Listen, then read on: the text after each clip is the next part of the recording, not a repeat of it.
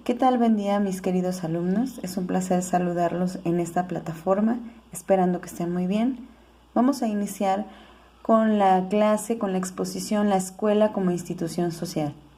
Anteriormente les pedí las preguntas de anclaje para rescatar sus saberes previos, lo cual les pido que lo pongan en un documento de Word y lo envíen junto con sus archivos que les voy a pedir como la clase.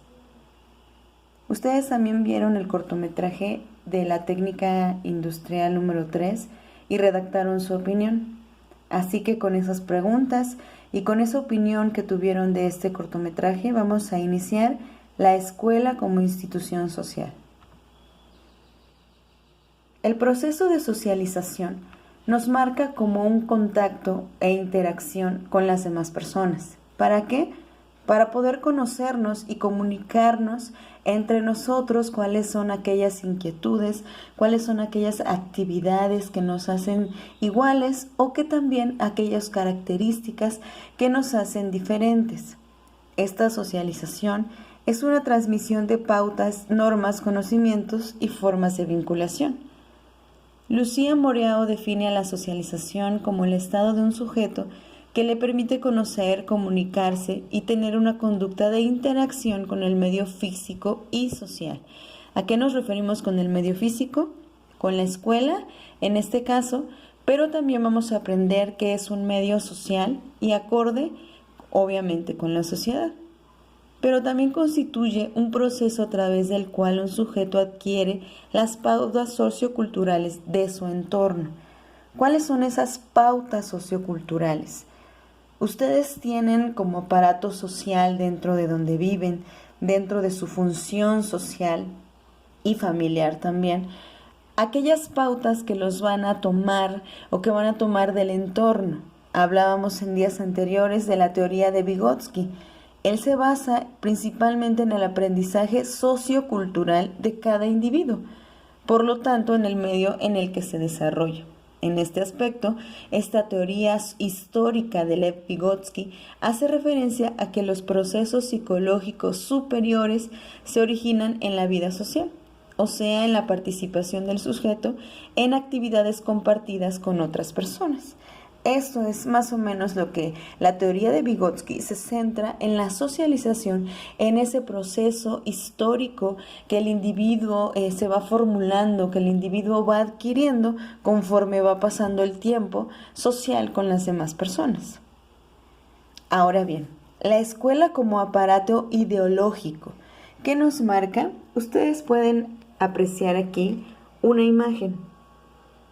En esta imagen son varios sujetos que aparecen como una tipo muralla y que están anclando al nuevo sujeto para poder sostener esa estructura. Nos vamos a referir entonces a un aparato ideológico que toma el Estado, que es la escuela. Esta ideología se basa en un comportamiento de una forma determinada hacia la sociedad. En la escuela se van a aprender aquellos comportamientos que nos van a ayudar a comportarnos dentro de la sociedad bajo las determinadas normas que ya vimos anteriormente en las otras clases. Algunos autores o ustedes mismos podrían pensar que es una represión simbólica. ¿Por qué represión? Bien, porque nos enseñan a pensar de una misma forma o nos enseñan a ver la vida desde un enfoque mismo dentro de un país. De tal manera que si alguno tiene una ideología diferente, es tachado o es marcado propiamente como diferente. Así también ustedes pueden observar que hay reproducción de las relaciones de producción. Louis Althusser, que nació en París en 1990, fue un filósofo y artista. Se consideró como un estructuralista porque le dio gran importancia a una autonomía de la superestructura en la relación con base de un turno del Estado, a la cual llamó superestructura. ¿Qué es una superestructura? Es el conjunto de elementos de la vida social de un país de las fórmulas jurídicas, de las formas políticas, artísticas, filosóficas, etc. En estas reglas vinculan a las demás personas para organizar como forma de producción bienes que le refieran al país como frecuente en cuanto a la superestructura de las ideas de la sociedad.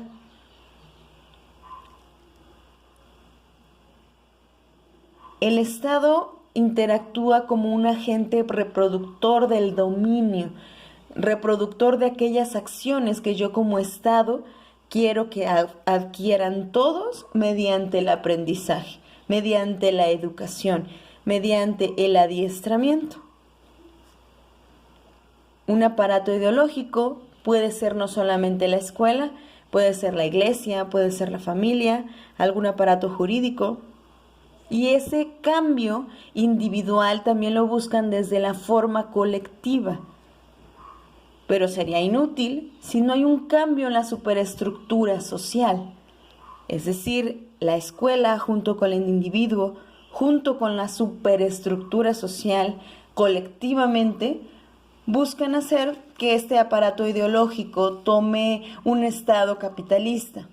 El Estado capitalista asegura las condiciones de reproducción y solamente necesita una fuente de trabajo.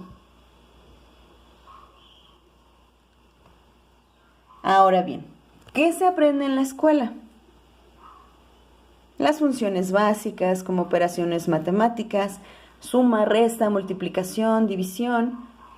Se aprende a leer, se aprende a escribir, a desarrollar habilidades. Se aprende también aquellas reglas de división de trabajo y reglas de moral. ¿A qué nos referimos con reglas de división de trabajo? Bien, dentro de la escuela tenemos un rol como alumnos que desempeñamos aun cuando somos iguales con los demás compañeros. Hay quien funge como jefe de grupo, como vocal, como líder, aquel que lo ven como un desafío cognitivo, digámoslo así, y reglas de moral. ¿Cómo es que me dice la sociedad? ¿Cómo es que me dice aquellas reglas que yo debo comportarme para que puedan verme bien dentro de estas normas? Ustedes pudieron observar en el cortometraje que hay muchos agentes que forman parte de la escuela como un proceso socializador. Aquí tenemos en la imagen, primeramente, la escuela. Tenemos al docente, tenemos los beneficios. ¿Qué beneficios? Aquellos que se dan en la interacción del docente-alumno, alumno-docente. Beneficios, podríamos decirlo, de carácter individual, social y académico. Así también tenemos a la familia. La familia no es un núcleo que esté apartado de la escuela. Si ustedes observan, tenemos aquí un proceso cíclico. Todos están interrelacionados como un proceso social. La familia forma parte muy importante dentro de este agente socializador. ¿Por qué? Porque es un núcleo, es la base en la cual la educación va a tomar en cuenta para poder reproducirla. Dentro de estos agentes socializadores, en el cortometraje y en el caso de la chica que sufrió este acoso y que también la llevó al suicidio y la llevó a la muerte, la familia también formó parte de este agente. Medios de comunicación, no solamente nos referimos al periódico, a la tele, ahora tenemos medios de comunicación que son más fríos, que son más a nuestro alcance, como son las redes sociales, el WhatsApp, etc. A la comunidad, por supuesto, que es otro agente socializador que influye en el aprendizaje y en la educación del individuo. Este proceso, como les decía, es un proceso cíclico de estos agentes socializadores en la escuela. Todos forman parte individual y colectiva para poder formar a la escuela, para poder formar la educación. La educación o el proceso de educar, como lo veíamos en la clase pasada, para poder vivir dentro de la sociedad, es un proceso que lleva beneficios, pero también que en estos agentes socializadores, cuando no se dan para un cambio bueno, cuando no podemos llevarlos a la práctica de manera buena, también van a tener efectos negativos. Ahora bien, ¿qué es la desescolarización? Contesten así en una palabra, en dos palabras. ¿A qué les suena desescolarización? Tenemos aquí una imagen, simbología nada más, a unos dentro del recuadro y a otros fuera. Incluso tienen dos colores que, si ustedes observan, ¿cuál es la manera de comportar del primer escenario de ellos? Está la mamá, está el hijo, digámoslo así, y van hacia algún lugar, ¿no? Pero ellos no es la misma forma de comportamiento y vamos a ver por qué. El concepto, ¿qué es desescolarización? Bien, este concepto se formuló en los años 70 más o menos por John Holt. De hecho, algunos autores lo toman como padre de la desescolarización, que propone una sociedad sin escuela, que la educación se dé en el hogar, que no se necesita un centro escolar, un centro en el que se pueda desarrollar un mismo pensamiento, un mismo comportamiento, sino que únicamente se centre en la educación dentro del núcleo familiar, que él lo toma como parte indispensable y fundamental para la vida. Esta educación es guiada por uno mismo, por el entorno natural, porque fortalece a la persona para enfrentarse a un mundo real. En este ensayo y error también va dentro de la desescolarización. Un niño aprende a caminar, pero también en base del error, a base de que se caiga varias veces. No aprende por sí solo, no hay una escuela que te enseñe a caminar sin que te caigas, sin que te raspes, ¿no? También tenemos a un autor que se llama Ivan Illich, que también se le atribuye el concepto de desescolarización. Él tiene 3 propuestas. 1, que no toda la población va a tener acceso a la educación, porque no todos tienen las mismas posibilidades económicas. ¿Y cómo va a impactar que un niño no tenga una misma posibilidad económica?